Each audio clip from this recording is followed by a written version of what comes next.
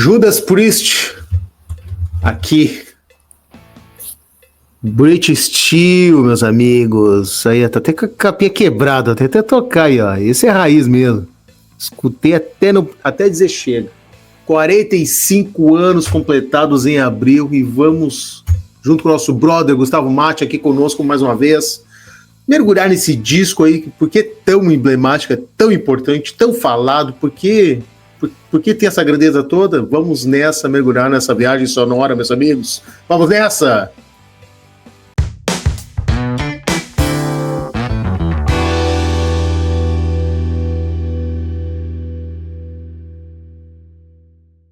Fala, gurizada, beleza? Bem-vindos aqui na Pão da Agulha. Mais uma vez, alegria e satisfação receber o nosso amigo Gustavo Matti. Meu velho, como é que tu tá, cara?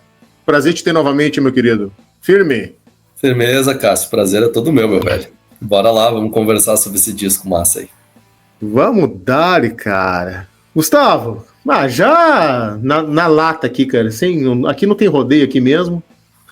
Esse disco vale tudo isso que é elogiado, cara? Ou é superestimado aí? O que tu acha? Não, pô, é um grande disco. Acho que sim, acho que vale. Tanto pelo valor musical, estético, lírico, mas também pelo valor histórico dele, né? Um disco que muda tudo, né? Divide as coisas em antes e depois. Importantíssimo. Que demais esse disco. Cara, eu acho que foi o primeiro álbum, não sei a ti, foi o primeiro álbum que eu fui conhecer o Judas Priest na vida. E foi o disco que eu mais ouvi deles, cara. O meu, eu comecei através da carreira solo do Halford. Foi aquele disco Resurrection, eu acho. Ali, fim dos anos 90, ele veio pro Brasil com esse disco. Tocou no Rock in Rio, né? Aí, a partir dali, a partir da voz do Halford, eu fui investigar o Judas. E sim, esse aí foi um dos primeiros. Na verdade, eu tinha uma fitinha cassete que um tio meu gravou, que tinha 2 faixas do British Steel, que são as clássicas, Breaking the Law e Metal Gods, né? Tinha lá as 2 faixas, eu gostava delas, mas não associava ainda o nome, a importância. Que loucura. Eu acho que o disco é um abre-alas. Acho que qualquer pessoa que for conhecer Judas, né, cara? E de fato, assim, tô contigo nessa, cara. É um disco que praticamente, acho que junto com o primeiro álbum do Iron, que também é outro e dá pra falar, em um outro vídeo, um outro dia, que fez também, completou um ano aí, do 45 anos, né, da estreia do Capaldiano. É um disco que moldou muito aquela cena, né? Daquela onda do New British of Heavy Metal. Porque tem todos os ingredientes ali, né, cara? É uma coisa mais harmônica, riffs pesados, só que ele é muito direto, né, cara? Não tem muita complexidade, não é muito denso, né? Ele é mais diretão, né? Sim, eu acho até que, apesar de eles serem contemporâneos, assim, essa guinada que o Judas deu, né? Ela já tinha começado em 78, quando eles gravaram 2 discos ali que já diferiam bastante, assim, do que era o Judas dos anos 70. Os 2 discos de 78 são o Stained Class e o Killing Machine. Killing Machine, pode crer. Mas ela se concretiza mesmo nesse disco aí, né? Que a guinada é um som mais direto, com menos resquícios daquele progressismo do rock dos anos 70, né? Então ali já dá o soco na cara e vai embora. E o Halford, ele fala muitas vezes, né, que era uma época que ele tava com muita raiva, assim, né, e que ele descontou tudo nas músicas, e isso tem muito a ver com a coisa da sexualidade dele e tudo mais, né. Mas enfim, apesar de serem contemporâneos, eu sinto que o Judas, ele, do ponto de vista musical, assim, ele não se encaixa tanto com o que a gente chama de New Wave of British Heavy Metal, né. Porque, como tu falou, assim, um disco muito direto, né? O Iron Maiden e todas essas outras bandas que estavam começando ali, eles tinham muito de resgatar uma sonoridade mais progressiva, né? Fazer andamentos diferentes, uma pausa para uma música para ficar mais lento aqui, daí depois a música estoura, fica mais forte, daí muda, faz uma coisa mais progressiva aqui, outra ali, né? Então acho que o Judas, ele nos anos 80 tá mais perto do que a gente chamaria, sei lá, de um metal tradicional ou do famigerado speed metal, né, que foi muito forte naquela época. A faixa de abertura é um speed metal, né, o Rapid Fire. Né? Total speed metal, né, cara? Impressionante. Muito rápido. Muito curiosamente, rápido. E curiosamente, estava olhando e não me dei conta. Esse CD que eu tenho, fabricado no Brasil, não é importado, mas foi lançado pela ordem da edição americana. A faixa é o Brink the Law, olha que curioso. E o Rapid Fire. E do Rapid Fire, no resto do mundo, foi a faixa de abertura. E a edição americana botaram o Brink the Law, a primeira faixa. Olha que louco, né, cara? Que interessante, eu não sabia que tinha essa diferença. Cara, nunca me joguei nisso. Eu tava ouvindo novamente o disco, né? E relendo algumas coisas, e daí tem essa informação. Olha que interessante. A brasileira segue a edição americana, a faixa abertura Brink the Law. Sim, muito mais radiofônica, né? Breaking the Law e tal. Mas é esquisito como a abertura do disco, né? O Rapid Fire que funciona muito bem para isso. Pois é, tipo, se pensar errado, né? Uma ordem errada, né? O Rapid Fire, cara, o Judas tem essa tradição, né? A primeira música é soco no estômago, né? Isso aí. Chegar chegando, né? O Rapid Fire, agora começar a trazer um pouco as histórias aí pra galera e pra nós. Eles estavam ali no estúdio que foi gravado na casa que era do John Lennon, depois virou a casa do Ringo Starr. Não, essa aqui, ó, Rapid Fire. Essa vai ser a música que tá com cara de abertura. E na edição americana, os caras botaram o Brink the Law, cara. Olha que questão mercadológica, né? Impressionante. Eu acho que, na verdade, no mercado dos Estados Unidos, acho que sempre teve um pouco isso, né? Pega os top charts ali e a banda tem que se adequar a isso para entrar no mercado dos Estados Unidos. Acho que de algumas outras faixas que o Judas escolheu nesse disco também, acho que parece uma vontade de sair da Inglaterra, das turnês na Europa e alcançar o mercado americano.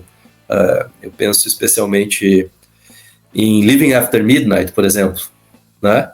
É uma faixa que parece que tem essa intenção, assim. É bem radiofônica mesmo, pra grudar na cabeça mesmo. Isso. E tem esse espírito americano, né? Ainda mais ingressar no mercado americano é tão difícil, né, cara? E banda para os americanos já é ruim, imagina a banda estrangeira, né? Ainda mais inglesa, né? E o heavy metal, de fato, ali ainda começando os americanos a absorver. E o Judas Priest foi de fato e conseguiu conquistar o mercado americano ali, estava vendo ali, esteve entre os 30 mais vendidos pela Billboard no mercado americano, né? Então, tipo, os americanos abraçaram o disco, né, cara? Judas faz parte do nosso clã aqui. Mas... Se a gente parar para pensar, Cássio, muito do que foi depois aquela cena do que a gente chama de hair metal ou glam metal que teve em Los Angeles ao longo da década de 80, grande parte das bandas são meio que uma tentativa de fazer um pastiche do Judas, assim, sabe? Assim, tu pega sons como, sei lá, desde do Motley Crue até outras ali, como Wasp, sei lá, Twisted Sister. Até algum momento o Iron Maiden, né? Em algum momento começou a vestir jaqueta de couro, depois eles usavam aquelas roupas ridículas lá, com as calças apertadas lá, bem New Wave, né? Na época do Power Slave, né? Isso. Pois é, mas o estilo é um fator importante, né? O jeito de se vestir. Mas eu tava pensando no som, especialmente, assim, né? Que é essa coisa... Também já tinha algo do Kiss ali, né? Não sei, tem uma mistura de coisas que acontece no fim da década de 70 e que desemboca no que é os anos 80. Mas eu acho que o Judas foi muito importante para essa cena também, assim, mesmo que eles tenham lido o Judas de um jeito diferente do que o pessoal lá do thrash metal foi ler depois, né? O pessoal do thrash pegou o lado menos festivo. Quer dizer, tu pega um Living After Midnight, é meio que um protótipo do que ia ser depois o glam metal, né? Aquele hard rock o farofento ali dessa galera, como tu citou bem, que veio depois. Exato. Mas aí outros pedaços desse disco aí já tem mais ali meio que um germe do que seria depois elaborado melhor pela galera do thrash, né? Cara, toda essa galera puxou vários laços desse disco, né, cara? É impressionante como o álbum de fato moldou pra sempre, né, cara, o metal. Me veio na cabeça agora, depois que veio a galera metal melódico, o Halloween. O que era o Halloween com as jaquetas de couro e música acelerada? Pô, vieram do Rapid Fire total, né? Se a gente parar um pouco para analisar, né? Claro. Simplificando bastante. Acabou inaugurando essa vertente. Eu acho que se a gente simplificar bastante mesmo, mas para ficar comunicável, o power metal, sei lá, o metal melódico, ele nada mais é do que um speed metal que é trabalhado ali melodicamente, né? Então, ao invés desse vocal mais direto, como é o Rapid Fire, né? Tu bota ali uma melodia que parece que foi feita em teclado e tal, e temas épicos, e tu tens aí o power metal. Totalmente. Como tu citou bem, o disco veio pegando uma onda de sucesso depois do Killing Machine e do Stained Class, né, que são discos mais densos, né, com canções mais texturas mais complexas, mais trabalhadas. Já estavam dando uns sinais de simplificação, mas a banda queria afiar ainda mais essa sonoridade, né? E depois também teve um disco ao vivo também no caminho que fez um grande sucesso. Aí saiu o baterista da época, entrou o Dave Holland, que deu liga essa linha reta que eles tanto queriam, né? Bateria forte, coesa, mas uma linha reta, né? E o cara foi fundamental para esse som, né? Uhum. E ele ficou na banda há quanto tempo? Porque tem uma continuidade no som do Judas ao longo dos anos 80. Acho que ele ficou até o Painkiller, não foi? Ele saiu antes do Painkiller. Ele saiu antes do Painkiller. O Painkiller entrou bem magrão, cabelo curtinho, o Scott Travis, que tá até hoje na banda. Até hoje, né? Isso, exatamente. Acho que isso é outra coisa, assim, como a mudança do baterista, né? Tu reparou muito bem, ela marca uma guinada na sonoridade também, que permanece até ele sair. O Judas, com discos melhores e outros nem tanto, mas tem uma linha ao longo da década de 80, e o Painkiller é um outro divisor de águas, né? Outro disco que é muito marcante, não só porque ele é muito bom, mas porque ele também ele estabelece um novo critério, assim. Então, acho que o British Steel também tem isso, né? Inaugura aí essa fase do Judas, né? Que vai durar quase 10 anos. E é massa, né, cara? Porque tu falou lá das jaquetas de couro, do jeito de se vestir. Isso tudo é fundamental. Eu tive vendo o show do Judas agora há pouco, faz 2 Aliás, semanas. como é que foi o show, cara? Achou legal, curtiu? Tava bom? Sim, pô, muito bom. Eu não vi no festival, né? Eu não sou muito de festival porque eu sou velho já pra bancar um festival. Mas eles fizeram um after junto com o Queensryche, e aí eu fui ver o after, né? E foi sensacional, assim. O Halford ainda tem, com 74, acho que ele ainda tem o palco na mão, ainda canta do mesmo jeito, sabe? Não mudou nada. É um espetáculo mesmo, assim, uma banda que não é à toa, que é uma lenda, né? E sem playback é aquilo mesmo. Zero playback. Exatamente. É aquilo mesmo, é o negócio do dia deles ali, como eles estão no dia, e isso é o sensacional. Mas aquela performance toda imagética do couro, da motocicleta, tem um impacto muito forte, assim, na gente que está assistindo, sabe? E eu consigo imaginar como isso apareceu para aquela juventude ali do fim dos anos 70, início dos 80, né? Porque aquele jeito de ser do hippie já vinha meio que deixando de condizer com a realidade da juventude desde o início dos anos 70, né? Que inaugurou-se uma série de crises econômicas, e acho que o hippie dependia muito do otimismo, né? Então aquela coisa colorida e tal, de repente não fazia mais tanto sentido, e a galera foi se encontrar na coisa mais agressiva, né? Tanto que o punk e o metal tem um visual muito parecido nesse aspecto, né? Apesar de o metal flertar um pouco mais com a androginia, né? E o punk um pouco mais com a agressividade visual, a sujeira, e o metal mais com alinhamento, né? Então isso é impressionante também, como eles marcaram a época, porque eles encontraram também essa maneira de, através do seu jeito de tocar, de cantar e de se vestir também, de canalizar, assim, e interpretar todo o sentimento de uma geração, né? Não, eles canalizaram essa raiva porque na Inglaterra estava uma onda de desemprego muito forte e pegou essa aura raivosa, né, da sociedade, essa questão social, e incorporou no disco, né? Embora Judas Priest, né, nunca foi uma banda assim 100% politizada, mas é um disco que tem esse viés político social, né, cara? E deu essa engajada ainda maior, né, cara? E a galera acho que acabou muito identificando com as letras do Judas por conta disso, né?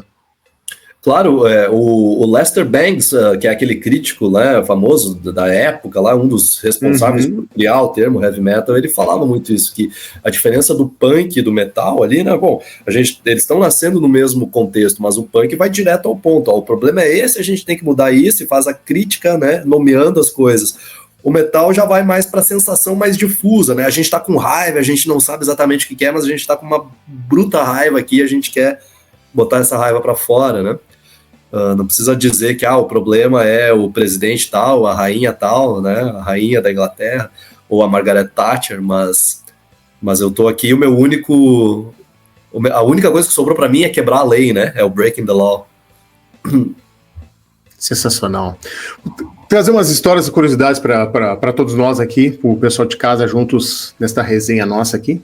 Então o disco foi lançado, foi gravado logo depois que pegou o sucesso do disco ao vivo, que esse disco ao vivo veio de origem principalmente do Stained Glass, né, e o Killing Machine, né, como a gente citou, né, e aí não me lembro o nome do baterista aqui, que antes do Dave Holland, que gravou esses dois últimos álbuns. Acho que era Les Binks, uma coisa assim, né? É o Les, o primeiro nome dele, não me lembro do sobrenome, cara, me deu um branco agora aqui. Mas é esse cara aí, ele gravou, acho que ele só gravou esses dois álbuns, não sei se ele chegou a participar do Sin After Sin. Passou um rodízio de baterias, né, cara, teve o Simon Phillips, né, cara, um puta batera antes dele, né. O Les Binks, é isso aí agora, Les Binks, aí gravou os dois discos, aí saiu da banda por questão financeira, que os empresários não queriam pagar ele pelos direitos, só queria pagar o cachê e, a grosso modo, queriam tratar ele como funcionário, né? Daí ele ficou insatisfeito e saiu da banda. Aí entrou o Dave Holland, que tocou com o Trapeze, com o Glenn Hughes, cara, olha que demais isso, né? Olha que puta bagagem, e veio, entrou e ingressou na banda e ficou até antes do Painkiller, quando nós estamos falando aqui, né? E aí a banda decidiu gravar nos estúdios do Ringo Starr, cara. E tem uma história muito legal que o som das guitarras, que é uma... Aliás, esse é outro destaque, né, cara? É um puta som esse disco, né, Gustavo? Sim. Claro, ele também foi produzido pelo... Esqueci o nome do cara, o produtor da Iron Maiden, não foi, cara? Ou eu tô enganado? Acho que eu tô enganado, tô confundindo com o...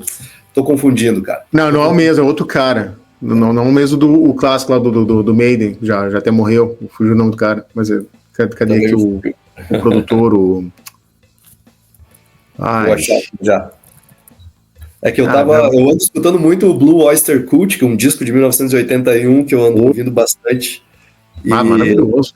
Martin Burke. Tom Allen, o produtor do British Steel. Tá, e aquele outro que a gente tava pensando é o Martin Beach. Que é o outro monstro. E o ao vivo, isso que eu tava citando, galera, é o Unleash in the East. Que é um disco que faz essa compilação aí dos últimos discos ali lançados, né, antes dele ali, especialmente o Killing Machine, né, e o Stained Glass. E daí a banda tava assim, ó. O Judas Priest não foi uma banda que lançou um disco que estourou no mundo, né? Foi galgando, né? Aí estava numa crescente, aí pegar esse boom, aí já com essa visão mercadológica que nós estávamos falando, né? Cara, nós temos que conquistar o mercado americano, cara. Nós temos que simplificar o nosso som. Se a gente vier com essa coisa complexa, densa, cara, os caras não abraçam, não curtem. É incrível, né? E aí o Tom Allen simplificou esse som, aí sugeriu de gravar nos estúdios do Ringo Starr, onde tem a galera, talvez não saiba, o estúdio do Ringo Starr é a famosa casa que o John Lennon grava piano no clipe Imagine, que tá ele tocando piano, aparece Yoko Ono lá na vitrine, ali, desfilando lá e tal. Esse é o estúdio que era a casa era a mansão do John Lennon, depois o Ringo Starr adquiriu. E foi gravado também Led Zeppelin, pra vocês terem uma ideia, faixas do Led 4. Olha que legal, cara. E o som das guitarras, pra vocês terem uma ideia, Gustavo, eu tava vendo aqui, tirei algumas partes do livro do K.K. Downing. Ele conta que as guitarras foram gravadas na biblioteca da casa do Ringo Starr, cara. Olha que louco isso. Que tinha paredes amadeiradas e conseguia com que o som absorvesse de forma não áspera, ter aquele som rasgado, pesado, e foi assim gravado o som das guitarras do British Steel, cara. Olha que louco isso. Que massa, guitarras amadeiradas. Bibliotecadas. Muito bom, tem magia. Cara, não, ciência o negócio, né? E a bateria do Dave Holland foi gravado no pé das escadas da mansão, que colocaram os microfones ao redor, aí no pé das escadas, aí o Dave Holland montou a bateria e gravou ali, cara. Olha que coisa absurda. Também tinha a ver com a sonoridade, essa escolha? Tinha a ver com a sonoridade para conseguir com que o som da bateria ficasse coesa e pesada, cara. E de fato, né? Se a gente botar um bom fone de ouvido, cara, tu vai sentir, sim, é um disco gordo, um som... Sim, os instrumentos estão bem... Uma massa sonora forte, né? Isso, uma parede de som, né? Totalmente. E o Rob Halford gravou as vozes dentro de um armário cheio de roupa e conseguia isolar a voz dele e com essa voz soasse como soa no disco, cara. E tem um livro chamado Confesso, lançada pelas Belas Letras em 2021, a autobiografia dele, e ele comenta que ele gravava e dava risada ao mesmo tempo, né, cara, assim, não se aguentava, cara, gravava dentro do armário em um dos quartos da mansão. Olha que sensacional, cara. É coisa de louco isso, né? Sim, não era um estúdio no sentido tradicional, assim, né? Nada, e só para encher linguiça aqui, o do Led Zeppelin, o Led 4, foi mais ou menos isso também. Cada casa é um setor, né? E gravava a sonoridade. Jimmy Page coordenava e pegava cada pedaço da mansão, conseguia captar som especificamente para aquele instrumento em cada parte da casa. E o Judas Priest não foi diferente no British Steel. Pois é, esse negócio incrível. Sei lá, de como é que chama isso, produção sonora aí, parece que é uma arte que tem se perdido, né? Agora o estúdio é um lugar bastante padronizado, que tem, né, uma cabine de gravação, tudo. Não sei se ainda tem artistas que exploram todas essas possibilidades, assim, acho que a indústria nem deixa mais, cara, né? E eu acho que os caras estão meio sem saco também, cara. Eu vejo isso, não tem essa magia da arte, da exploração do som, da absorção de som. Anos 70, cara, tu tinha que fazer um milagre para tirar um som bom. Aqui no Brasil nem se fala, cara. Então falando de Judas Priest, era uma banda grande e tinha recurso, né? E ainda assim, cara, às vezes tinha coisas que não tinha recurso, né? Incrível. Sim. Incrível. Mas daí foi assim produzido o som, esse disco, galera. Em 30 dias foi gravado. Olha que louco, cara. Foi muito rápido isso. 30 dias apenas. Eles já chegaram no estúdio com todas as músicas compostas? Não, o que é louco, não tinha nada. Foi tudo composto lá. Caraca, velho. Então eles estavam em turnê, pararam a turnê, chegaram, vamos fazer o disco. Vamos, vai pro estúdio, compõe e grava. Os caras já tinham a ideia, né? O Gênesis. Queremos músicas com riffs marcantes, solos curtos e linha reta, sem muita firula, né? Sem muita complexidade, virada de bateria, nada. E foi tudo feito ali, cara. É muito de impressionar mesmo, assim, a rapidez e da qualidade que os caras atingiram, né? Vamos fazer um faixa-faixa? Bora. Vamos pegar da ordem oficial aqui, não vou pegar da ordem da edição americana aqui. Eu tô com o aplicativo aberto aqui.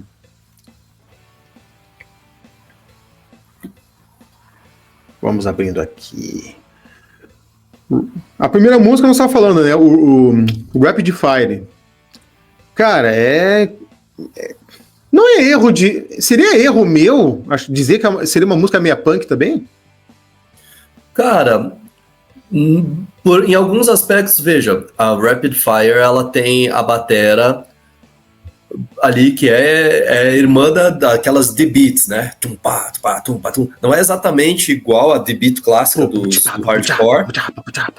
Isso, mas ela é bem próxima. E isso vem do Motorhead, né? O Motorhead é uma banda que era disputada tanto pelos metaleiros quanto pelos punks, né? E essa batera é a causa disso. Então eu acho que sim, tem alguma coisa ali. Mas tem aquela diferença clássica, né? Que é tipo, qual que é a postura, né? Do punk, qual que é a postura, coisa do metaleiro, qual que é a atitude, qual que é a ética, no sentido do ethos, né? Que é isso, né? O metaleiro, ele quer a raiva mais sem nome, é a raiva por si só, né? Tanto que a letra dessa música é muito reveladora nesse sentido, né? É um monte de imagens de porrada, né? De martelo numa bigorna, de aquele ariete numa porta, são todas essas imagens que ele vai trazendo, de alguma porrada. Então, o punk já faria uma coisa do tipo, não, vamos culpar a rainha da Inglaterra, sabe? Ou vamos culpar o primeiro-ministro, vamos culpar a burguesia, então vamos dar nomes mais... Né? Não, o metal é a raiva, a gente só sente raiva e a gente vai largar ela, né? Eu acho que um pouco essa é a diferença.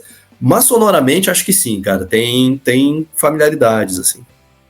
Vou fazer um teste aqui, vamos ver se vai dar certo. Eu vou botar um play só uns segundos pra galera aí, só pra matar a curiosidade. Não sei se o microfone pega aqui, vamos ver. Dá pra ouvir?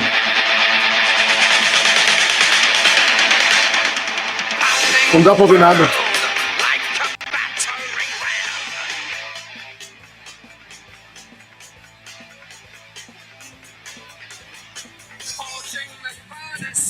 Ouviu alguma coisa ou não? Sim, deu pra ouvir. Deu pra ouvir? A bateria, inclusive, ficou bem ressaltada. Né? Ficou legal? Horinha da bateria que você fala.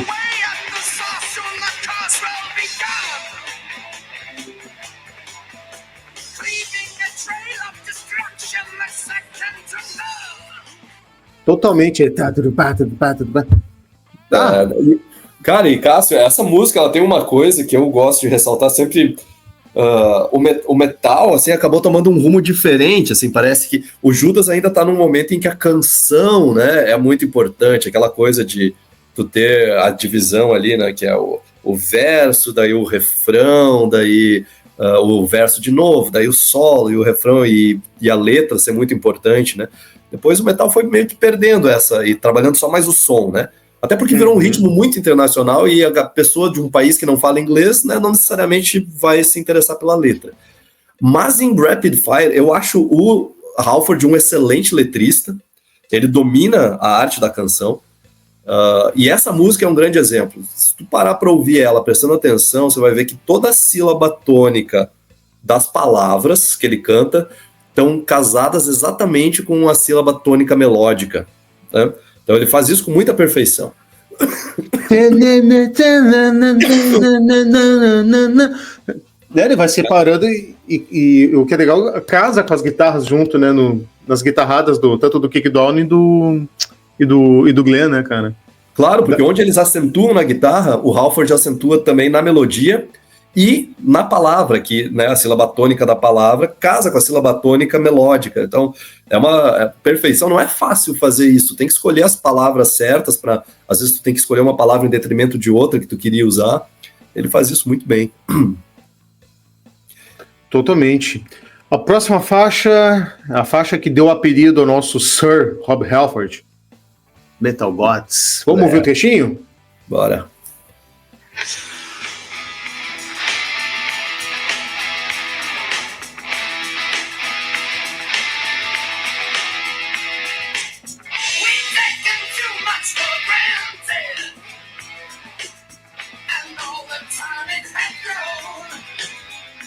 me chamou a atenção essa linha de bateria, né? Me relembrou, curiosamente, o Heaven and Hell do Black Sabbath, né? Essa coisa mais cadenciada, né? Uhum. E essa música é mais cadenciada no geral também. Pode crer. Acho que da carreira, né? De todo o Judas Priest, né? A música mais tem essa levada, né?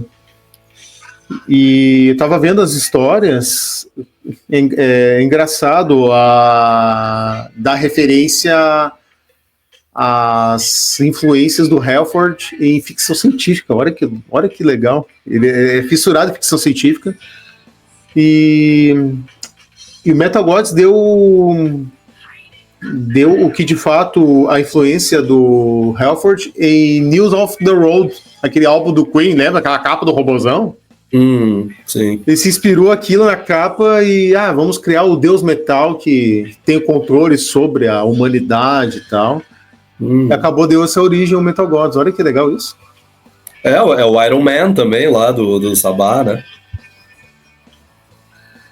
Uma figura muito parecida. Bem legal, cara.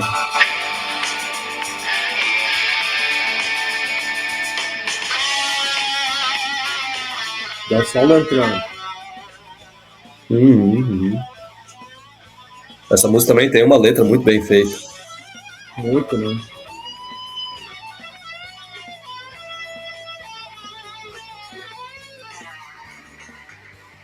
Eles tiveram preocupação, né? Não solos muito longos, mas são solos bem tocados, né? Não é 2, 3 notinhas, acabou a história, né? Sim, alguns deles são muito marcantes, inclusive. Muito. E uma curiosidade legal, tem um trecho da música que tem a parte dos pratos quebrados e a parte de ferro, parece que é um robô andando mesmo.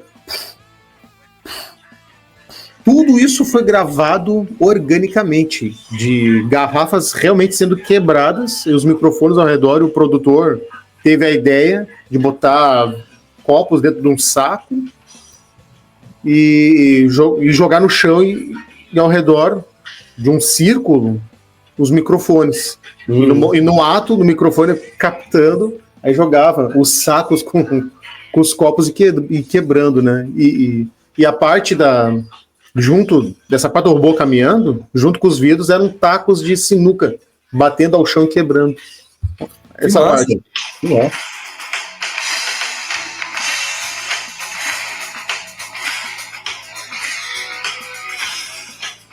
Que louco, né, cara? Quem vê acha que é sample isso aqui. Isso. Não, é analógico, né? Eu tinha ouvido falar, não sei de onde eu tirei essa informação, que era a cutelaria, que eles pegaram na cozinha da casa, uma gaveta cheia de talheres e eles chacoalhavam, né? Faziam... Não, isso é exatamente isso também. Daí, eu acho que enquanto um chacoalhava, o outro quebrava totalmente. Sensacional, cara. E foi sacado do produtor. A importância de um bom produtor, né, meus amigos e minhas amigas, né, na vida de um artista, né, cara. Sacado do produtor teve essa visão. A letra fala de robô e tal. Vamos imaginar um robô caminhando? Vamos simular um som de um robô caminhando? Teve essa sacada. Claro, ajuda a ilustrar a música, né? É uma letra muito legal. Muito. Agora, outra que dá pra dizer, eu acho que fazendo essa luz aí do espírito punk, Breaking the Law.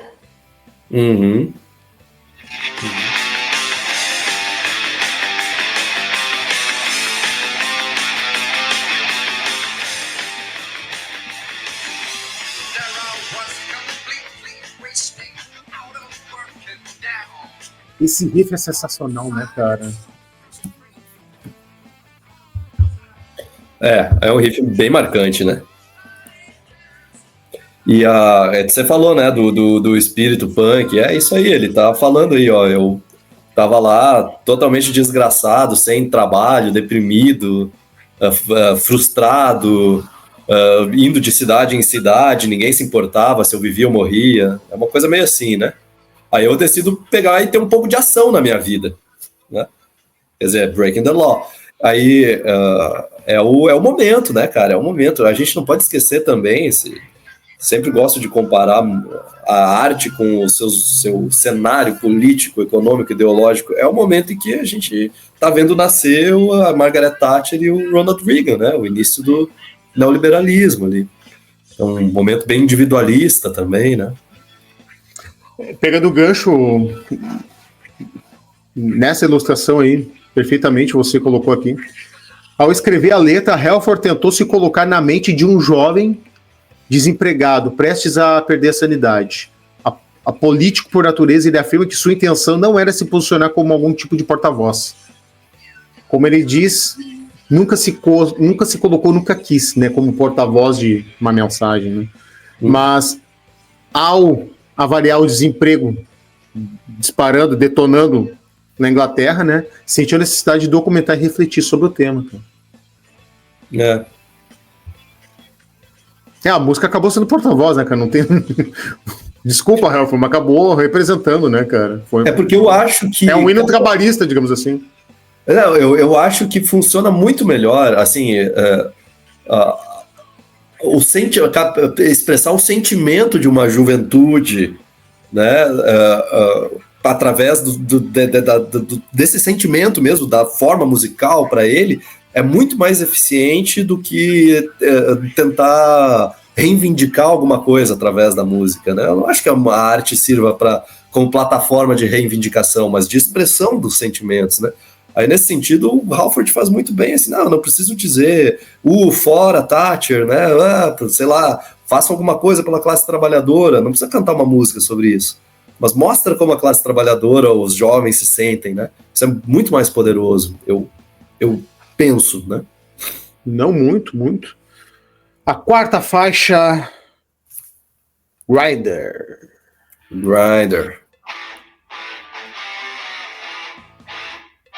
E tem um lado hard rock esse riff, né? Lembra até um pouco esse de cine, aquelas guitarradas do Angus, né? Lembra mesmo.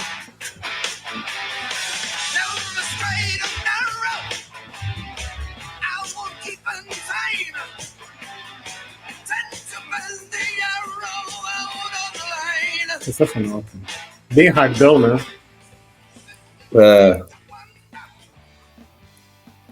Essa música aí tem muitas discussões em relação à interpretação. A outra música também tem um contexto social. Então, o Halford sempre negou que tivesse alguma coisa a ver com uma tentativa dele de dar pistas sobre a sua sexualidade. Ele fala que é uma música assim, é uma música sobre pessoas que fogem da norma social e, né, precisam afirmar seu comportamento alternativo e desviante. Mas tem vários, de fato é engraçado tu ler essa música, assim, o Grindr é um termo do mundo homoafetivo, né, inclusive hoje é o nome de um aplicativo de encontros né, homoafetivos, e tem várias coisas ali, assim, never straight, né, quer dizer, o straight também é, como em língua inglesa se define uma pessoa heterossexual, né, straight, never straight and narrow. Então tem essa, mas ele diz que não, ele sempre diz que não, mas se a gente parar para olhar essa letra pedaço por pedaço, ela realmente parece funcionar como uma reivindicação de homoafecção. Pegou um rápido exemplo, né? Claro, Legião Urbana, meninos e meninas, né? O Renato Russo dava letra, eu também gosto de meninos e meninas. Claro que foi direto, mas não foi. O Halford não fez na intenção, mas inconscientemente fez, dando mensagem, eu acho que preparando o terreno para que ele pudesse assumir de vez futuramente, né? Ou preparando o terreno nessa galera, ainda mais heavy metal, que é extremamente preconceituosa, machista. Galera, sou homossexual, tal. Então, era uma canção que, de uma forma ou de outra, acabou sendo um porta-voz, né, cara? Eu acho que sim, cara, eu acho que sim. Não sei se consciente ou inconscientemente, mas ela abre espaço pra isso, sim. Pra isso aí, pra preparar o terreno. Não, puta música, cara. Música diretona, um solo rasgado também, um hardão reto, direto ao ponto. Baita som. Ela tá muito próxima do hard AC/DC, como tu disse. Isso eu concordo totalmente. Tenho a mesma impressão. Agora, a quinta música dá pra fazer até uma brincadeira, é quase o You Are The Champions do Judas Priest, que é o United. É isso. É um grande hino à liberdade. Outro riff bem hard rock, né? Com esse efeito, toca e vai...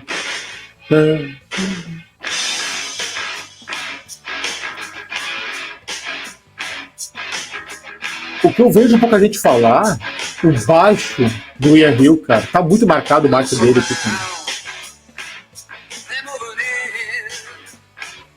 É verdade, especialmente nessa música, né?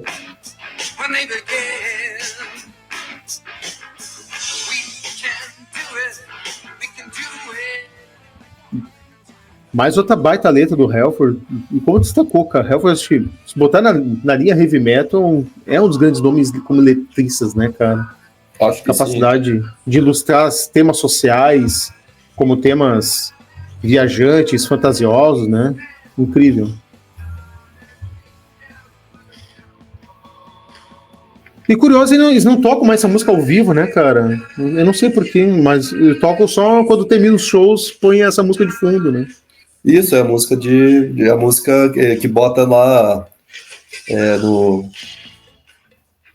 na mesa de som para ficar tocando nas caixas. Exatamente. Mas também, né? O repertório deles é extenso, né? Que não tem como conseguir tocar tudo, né? Claro.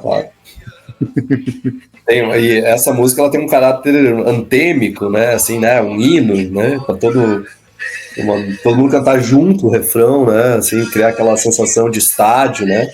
Que é o We Will Rock e tal, mas o Judas tem outras nesse Defenders of the Faith, eu acho que também é na mesma linha, né? Totalmente.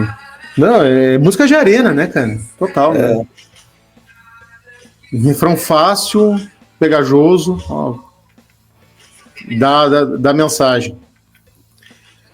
Uma outra música que é um hino de resistência é a sexta faixa, You Don't Have to Be Old to Be Wise. Cara, outro riff marcante.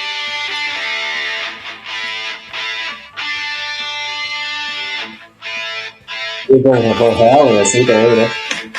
Né? Pode crer. Muito Van Halen.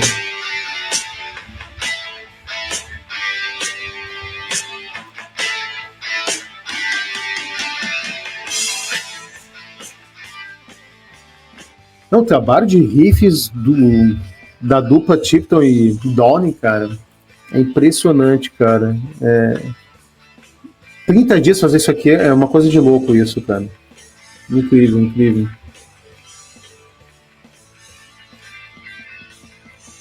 E essa frase tem uma frase forte, né? You don't have to be old to be wise, né? Uma coisa de juventude, né? Questão da idade, de personalidade. Isso. Uma canção bastante libertária, né? Esse é um tema que aproxima bastante o Judas com o que vai ser aquele hair ou glam metal da Califórnia, né? Que é essa defesa exacerbada da juventude, né? Do espírito da juventude que só quer se divertir assim mesmo, né? Assim, sei lá, no geral, se tu pegar um Twisted Sister, tem muitas músicas assim na mesma toada, né? Assim, não é tipo contrariando o espírito conservador da geração mais velha, né? Ou aquilo que era visto como um espírito conservador. Então, as crianças, os adolescentes contestando os pais, os professores ou qualquer figura de autoridade que parecesse limitar a sua possibilidade de exercer, né, a sua vida, assim. Então, essa música tá na mesma linha, né? Tu não tem que ser adulto para ser sábio, para de dizer o que tem que fazer, né? É uma coisa de um espírito daquela época também. E junto a isso também a questão social, né? Que nem jovens, os próprios os integrantes da banda alegavam, né? Que, cara, na juventude, o cara para sair era complicado. Renda familiar baixa, custos elevados, impostos lá em cima, e a classe trabalhista um tanto limitada, né, em termos de condições de poder ter realizações sociais, né, cara? E então o jovem acabava ficando muito limitado, né, cara? Então Sim, o heavy porque metal como um todo foi um braço para dar a luz a essa galera junto ao punk, né? Como aconteceu no final dos anos 70. isso. A juventude inglesa foi a que mais sofreu com a crise, né? Foi o setor, o segmento da sociedade que mais sofreu foi a juventude. A perda da perspectiva, né? De futuro. Aquela coisa lá do que os Sex Pistols cantam, né? No Future, acabou o futuro. 77, né? 77 ele tá cantando isso, é muito perto. É a mesma época. Acabou o futuro pra mim, acabou o futuro pra ti. O Slayer em 83 o primeiro disco do Slayer, né? Isso.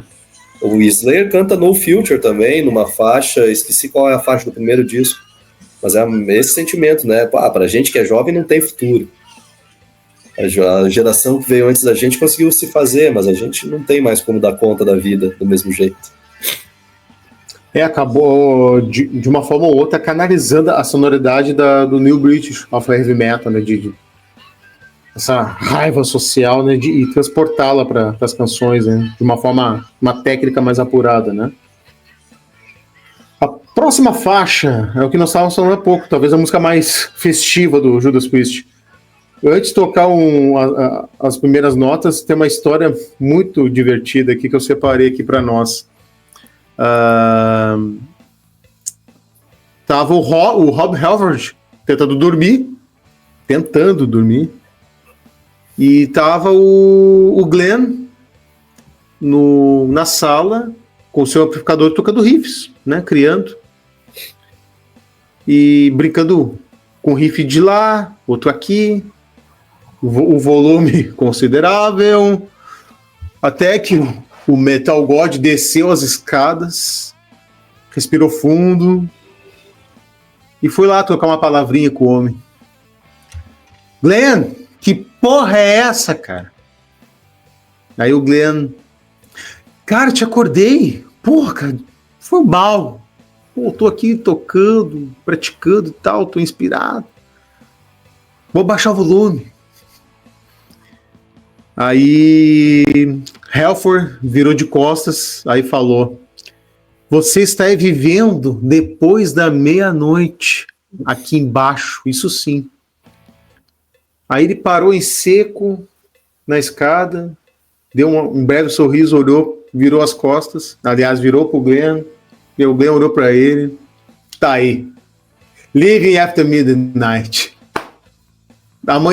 Mal amanheceu, Halford escreveu a letra, o Glenn terminou a música, e assim se transformou esse riff sensacional, cara.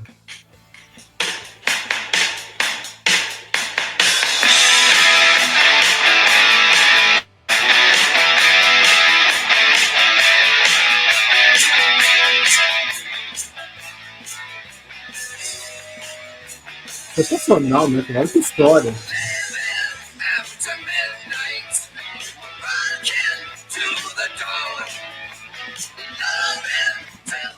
Tu vê grandes canções e histórias inusitadas, né? Que é impressionante. E essa narração aí você tirou do livro do K.K. Downing também?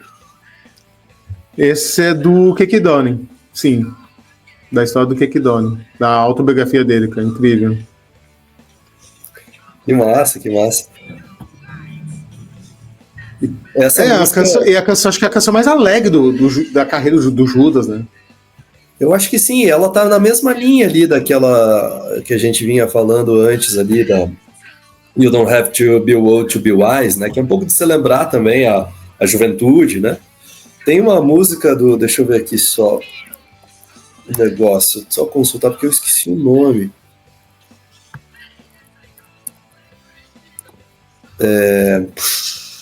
Nothing But a Good Time, né? Do Poison. Uhum. Eu sempre, quando eu escuto You Don't Have to Be... desculpa. Sempre que eu escuto Living After Midnight, eu lembro dessa canção do Poison também. Elas têm o mesmo espírito, né? De celebrar a festa, né? Ou essa coisa de curtir a noite.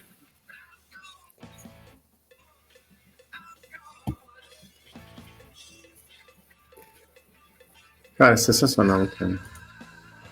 Não, e é uma música indispensável nos shows, né, cara? Assim, não pode faltar essa música, né? Jamais. Sim, eles, se eu não me engano, eles tocam no Bis agora, né? Eu não lembro do show agora, o último, mas acho que foi no Bis. Foi no Bis, foi a última música do show. Ah, sensacional, cara. Não, e também uma música bem hard, né, cara? Bem hardão rock, esse ano, digamos assim, né? E mania reta total. O Dave Rolla, em nenhum momento, em todo o disco, não queira se mostrar, né? Mais que a banda. O cara entrou na banda e juntou o time literalmente, cara. Bateria simples, rápida. Rápida quando precisa, mas coesa na leveza. Eu acho muito legal desse disco. Esse é um daqueles discos que você vê que as coisas não estavam bem definidas ainda em termos assim, o que é metal, o que é hard rock. Eu acho que esses conceitos ainda nem estavam claros para eles mesmos, né? Então, quer dizer, em alguns momentos soa meio AC/DC, em outros soa meio Van Halen, em outros soa meio Motorhead, em outras tudo um momento ali em que o que a gente chama de metal, hard rock hoje ainda não tinha essa ideia, essa compreensão, né?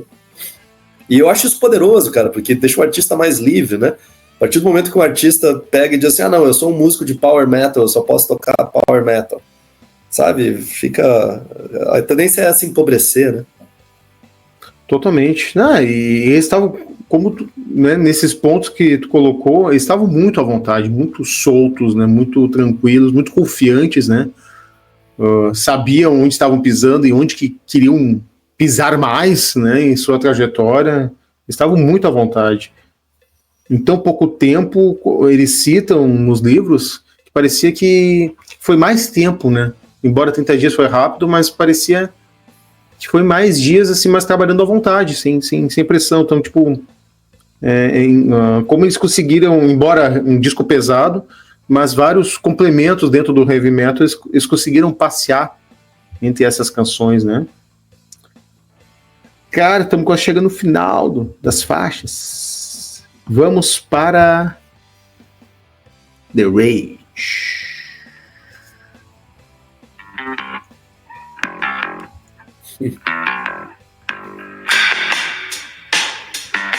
Curioso, né? Começando com funk, né? Uma linha do Ian Hill.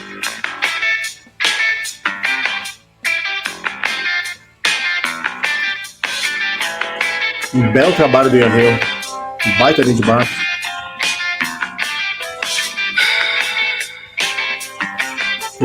Depois a música vai crescendo entre as guitarras dos riffs. Mas o que eu falei ali antes, o que é pouco destacado na história do Judas Priest, claro, tantas qualidades, né? Acabou ficando um pouco injusto. Que o Ian Hill, cara, é um bom baixista, né, cara? Pode não ser nenhum Geddy Lee do Rush, assim, digamos, um Cliff Burton, mas o cara deu uma linha coesa dentro da banda, né, para que os guitarristas pudessem sobressair bem, né, cara? E sim, o baixo tá muito marcado nesse disco. Que é uma característica do heavy metal no geral, né? O recolhimento do baixo do contrabaixista para a linha de fundo para dar mais visibilidade para as guitarras, né? Ainda na época do rock dos anos 70 ainda existia uma igualdade entre a guitarra e o baixo, né? Mesmo o Black Sabbath, assim, quer dizer, tu ouve o Black Sabbath e o Tony Iommi e o baixista do Sabbath? Jesus. Geezer Butler. Geezer Butler, exato. Eles estão ali chamando atenção para si da mesma forma, né? E aí, quando o heavy metal começa a se consolidar, a gente vai ver um fenômeno do contrabaixo ficar cada vez mais escondido, né? Ser cada vez mais uma linha de fundo, assim, né? Fazer essa função de assentar a música mais do que ficar chamando atenção para si, né? E o baixista tem que saber ser discreto, né? Para a música funcionar. Se ele quisesse começar a pirar demais, fazer muita firula, não ia ser o Judas, cara. A música não ia ficar tão amarrada, né? A função dele como baixista numa banda como o Judas é amarrar o negócio, deixar o negócio coeso. Né? Ó, vocês dois vão se virem, é com vocês. É isso. Eu seguro na defesa, vocês vão atacando. Exato. Fez uma analogia perfeita. Eu seguro na defesa para vocês ficarem livres para atacar. Não, e tanto que a postura, historicamente, né, nunca foi um cara de palco assim, sempre ficou na dele, tocando baixo ali e tal. E a linha de frente, os mestres salas e porta-bandeiras ali da banda, entre o ré foi dos dois guitarristas, né? Exato, e também acho que a gente, como público, tem que começar a rever essas coisas, né? Como torcedor de futebol, quando eu era criança, eu sempre louvei os atacantes, né? Gostava de usar a camisa 9 ou a camisa 10. Mas depois que fui ficando mais velho, fui vendo, não, pô, a gente tem que valorizar os nossos zagueiros também, né? É os caras que dão segurança pro time, né? Que é isso é tão importante quanto o cara que vai lá e marca o gol. É a mesma coisa, cara. Né? A gente tem que olhar pro cara que tá ali segurando a onda, porque ele tem que ter consistência, ele tem que ter qualidades que não encontra em qualquer baixista, né? Não encontra, cara. Não. Olha, e tem muito baixista aí, fodão, mas não consegue se encaixar, cara. Não dá certo em banda, não. Exato. Não dá liga. Cara, puta música. E curiosamente, é uma música funkeada, né, cara? Isso que é interessante, né? O The Rage, né? Depois ela cresce, começa a ganhar um hardão, mas ela começa a ser funkeada, cara. Isso eu achei muito, muito legal. Uma coisa mais. Tem história pra isso? Desconcertante, diria. Tu conhece alguma história de bastidores, de onde surgiu a ideia de fazer isso? Cara, nessa não fui a fundo, não achei alguma curiosidade. Mas do The Rage, um ponto curioso era de Jam Session. Tava o Ian Hill, dandan, dandan, dandan. E aí, cara, tá aí, dá uma boa música. Aí entrou o Kick Downing e surgiu. Foi assim que surgiu a música. Olha, despretensiosamente incrível como surgiu. Eu tava vendo aqui, incrível, cara. Eu sempre ouço um The Police quando essa música tá começando, né? Mas nunca tinha... Cara, boa sacada. Uma coisa meio ska, né? Isso. O primeiro disco do Police é de 78, então pode ser que aí... Daqui a pouco, inconscientemente, tava as referências, né? Talvez não pensava, mas... Ó, já pulou a próxima música aqui. Já vamos ali. Então, inconscientemente, né? Ouvia tanta coisa, acaba pegando um pouco essa veia, né? Uhum. Mas, cara, não tinha pensado nisso. Bem faz sentido. A linha da linha ska, nessa referência do baixo. E a próxima música, cara... Adoro ela, cara. Não sei se tu curte ela. Stiller.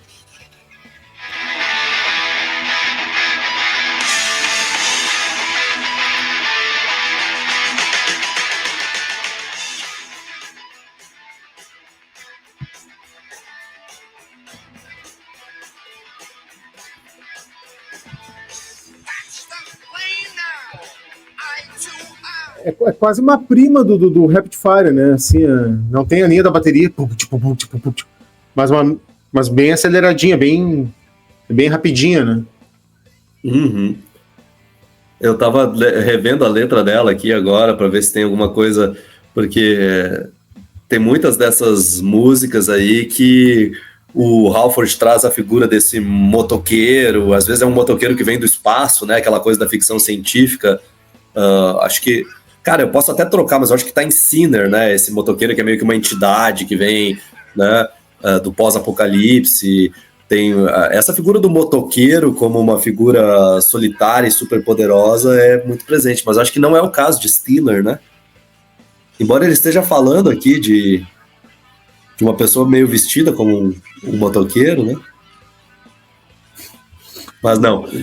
E tem no que nós estamos falando da inconsciência, né? Pode não ter pensado nisso, mas traz um pouco essa alusão, né? Da imagem do motoqueiro, né? Tanto que acabou incorporando, né? Logo mais nos shows, né? Sim. Cara, essa faixa eu acho muito legal, aquela hora que as guitarras abrem, né? Faz o... Ó.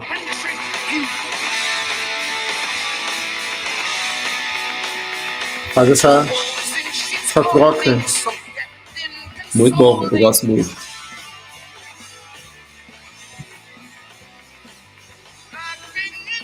Sensacional, cara. Canta demais, né? Cara, se não é a maior dupla, certamente uma das maiores duplas de heavy metal, guitarrista em todos os tempos, o Downing e o Tipton, cara. É incrível o entrosamento dos dois. E essa era uma época assim que os caras estavam com tudo, né? Estavam, cara. Tavam. E eu acho muito legal pensar também o quanto eles... Cara, parece que eles nunca deixaram de estudar, né? A banda como um todo, né? Mas pensar mais no núcleo duro aí dos guitarristas, assim... Eles nunca se acomodaram, vai amadurecendo. Quando eles chegam lá no Painkiller, eles estão fazendo coisas que eles não sabiam fazer antes, sabe? Dá pra ver que eles aprenderam, além de toda a rotina de turnê, de compor, de gravar, tudo que envolve ser um artista internacional, né? Os caras ainda tinham tempo para estudar o instrumento e aprender a fazer coisas que eles não sabiam fazer antes. Isso é muito massa. É muito massa. Tu citou antes ali o Painkiller. O que é o Painkiller, cara? E comparando agora o British Steel, olha a evolução técnica de toda a banda, cara. É absurdo. Exatamente. A banda evoluiu tecnicamente. Um salto quântico em todos os aspectos. Impressionante. O normal é a gente ver o contrário, né, cara? A banda começa a ficar muito grande e começa a não conseguir mais parar para amadurecer tecnicamente, né? Exatamente, e os caras nunca se acomodaram. Uma das características do Judas justamente é cada disco sempre tentar fazer uma coisa diferente, né, cara? Não é um AC/DC que é 20 discos da mesma coisa, e tá tudo bem, não é uma crítica, é só um direcionamento artístico, né? Mas de cada disco tentar trazer uma coisa única e orgânica para aquele conceito, para aquele álbum, né? Pode ver que cada disco do Judas é algo assim, heavy metal, mas muito diferente um do outro. Isso. Eu acho que sim, cara, eles conseguem atualizar o som deles muito à vontade, com muita facilidade. E o Halford, o cara não parou de cantar como o melhor vocalista da história ainda hoje, sabe? Ele nunca perdeu esse posto, ele nunca vai perder. Eu tive no show dele agora, sabe? Da banda, com 74 anos, ele ainda continua sendo o cara, sabe? E é impressionante mesmo. E eu não lembro, assim, desde que eu comecei a acompanhar lá em meados dos anos 90, de um momento em que ele não tenha estado no máximo da sua performance, sabe? Sempre. Cara, é impressionante, assim. E olha, é um cara que tinha tudo pra estar já definhando, porque é um cara, enfim, usou drogas e tal, parou, ok, né? Já quase esteve em morte, etc. E o cara tá no auge técnico, cara. Tá no auge técnico, exatamente. Cara, pra idade dele dá gosto de ver um artista setentista. Nós estávamos conversando em off, né? Eu estava falando da Chrissy Hyde, né? Do Pretenders, que acabei de ver. Os caras cantando numa excelência, enquanto muitos mais novos que eles já não estão cantando bem, como Axl Rose, Bon Jovi, já estão com as vozes já destruídas. Os caras, 20 anos pelo menos mais velho que eles, é como se a idade avançasse e a voz melhorasse. Outros que já não sei, assim, também isso... O Bruce Dickinson, eu ouvi dizer que ele anda também não conseguindo mais cantar as músicas no mesmo tom, né? Tá tendo que baixar um pouco, porque é normal, né? Assim, é orgânico, a pessoa envelhece, o tom da voz vai mudar, né? Mas o Halford parece que isso não afeta ele, assim, é impressionante mesmo. Não, cara, eu acho que um trecho nós estávamos falando Living After Midnight. Eu vi uns comentários, acho que ele baixou um pouco o tom, então. Eu fui ouvir, não, baixou não, cara, tá o mesmo tom. Eu não reparei em nada. Durante o show inteiro, pareceu que todas as músicas estavam... Tava ali, eu parei. E a versão... Essa foi a última... Não, esqueci de uma? Não. Aqui fechou. Para fins de curiosidade, a versão streaming tem uma faixa bônus, cara. Que é o Red, White, Blue. Não tem muita história dessa música, não, cara. Eu dei uma aprofundada, não achei alguma coisa que pudesse ilustrar para nós aqui.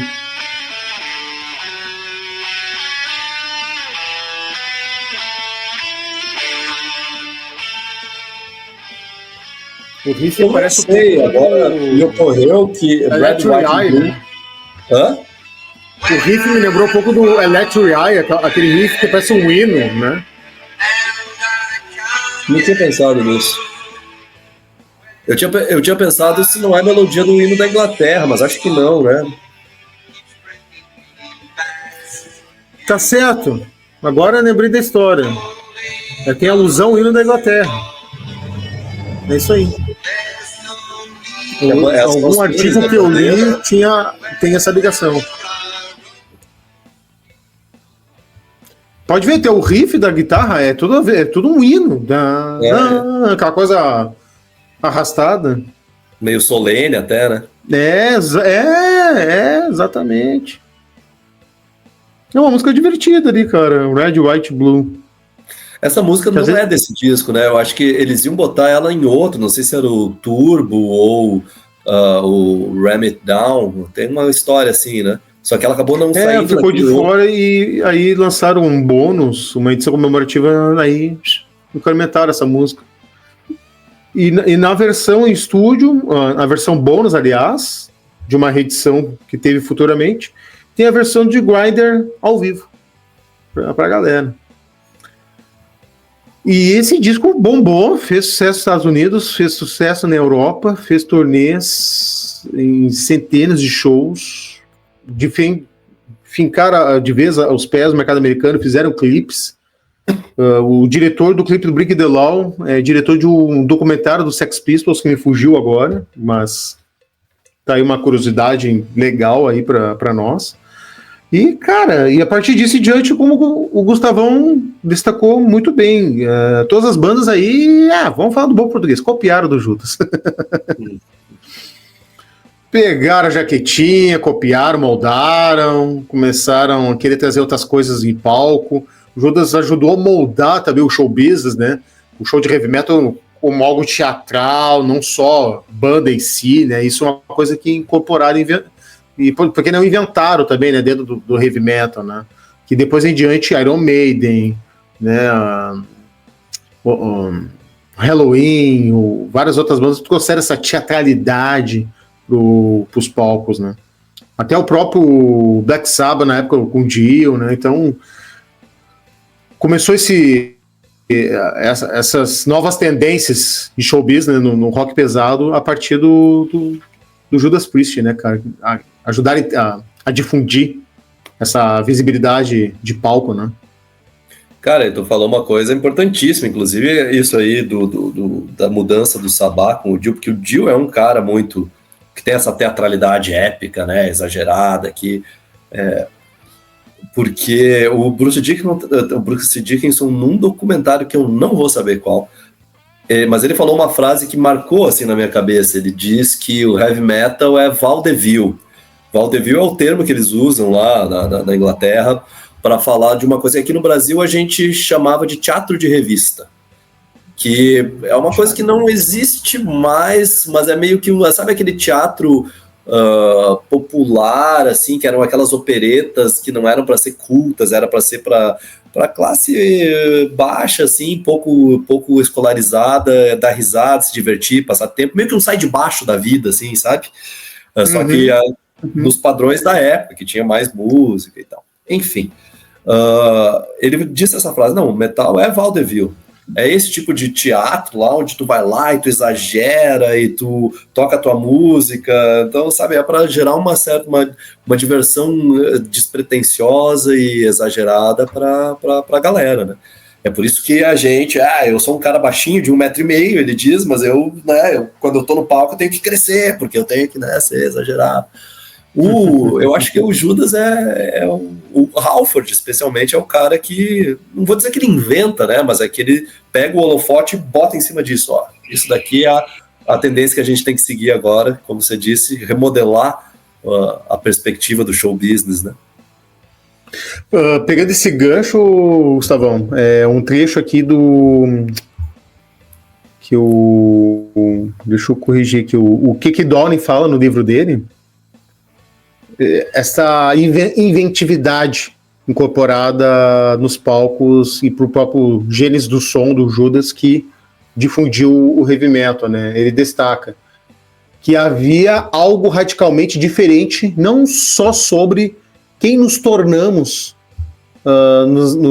em 1980, a partir disso em diante, mas como nos sentíamos em relação ao visual.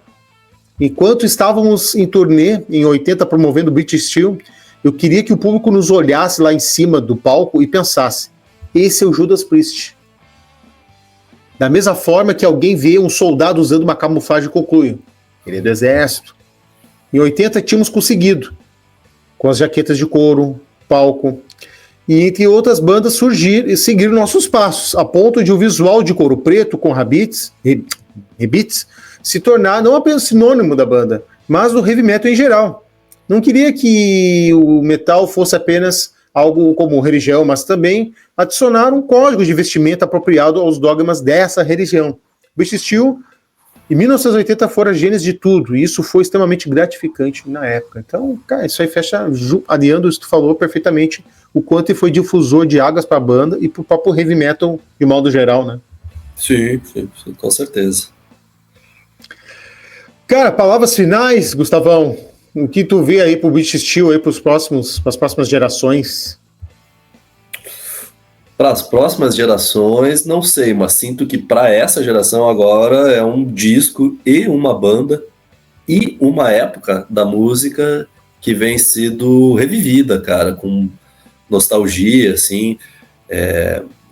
Vejo muita gente jovem, assim, usando camiseta do Judas. Vejo essa coisa desse som dos anos 80 voltando a aparecer em produtos da indústria cultural. Eu vi um filme que eu esqueci o nome, mas é um filme de terror aí que ficou famoso no gênero slasher, que é uma sequência que são 3 filmes, X, Pearl e esse terceiro aí que eu esqueci o nome. Tá? E tinha lá a galera usando camiseta do Judas, né? Porque é ambientado nos anos 80. Então, o primeiro é nos anos 50, o segundo nos anos 70 e o terceiro nos anos 80. Então, o disco que rodou cinema no mundo, o filme que rodou cinema no mundo inteiro e tentando capturar a atmosfera noturna dos anos 80 através do Judas também, né? Usando o Judas como um dos signos dessa geração. Ou mesmo essas séries aí que eu não assisti, mas que eu sei que tem lá o Metallica, lá o Stranger Things, né? Então, eu vejo eu sou professor, né? Os meus alunos na escola também redescobrindo a estética do couro com espinhos, né? Talvez por causa dos pais, né? Os pais que ouviram esse som e agora estão repassando, né? Então tem aí uma sobrevivência, assim, e até acho que um resgate, né? Eu sinto que há pouco tempo atrás não era legal ser metaleiro, era só para quem já era, né? Só para quem já era a galera do metal das antigas, assim. Aí agora uma galera nova tá achando legal ser metaleiro de novo. E acho que o Judas é uma das bandas que tá mais em evidência nesse processo. Que demais isso, cara. E os teus alunos descobrindo o que para eles seriam tendências e o que para nós já são algo com fatos históricos, né? A riqueza disso tudo. Sim, que demais. Sim, com certeza. Tá certo. Gustavo, o espaço é seu, quer dar novidades aí, tu esteja preparando para nós? A palavra final aí é a tua aí, fica à vontade. Cara, só agradecer. Eu gosto de conversar, né, cara? Eu gosto de falar. Então, é muito massa receber um convite para conversar sobre um disco que eu acho fundamental e tal. E é isso aí, cara. Obrigado pela chance de te ver de novo aí, de trocar uma ideia contigo e quem sabe com outras pessoas que estejam ouvindo. Sempre.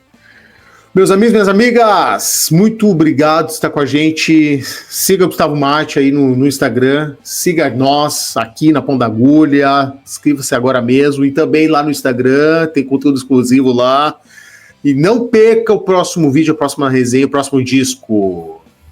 Um forte abraço a vocês. Até mais. Valeu, gurizada!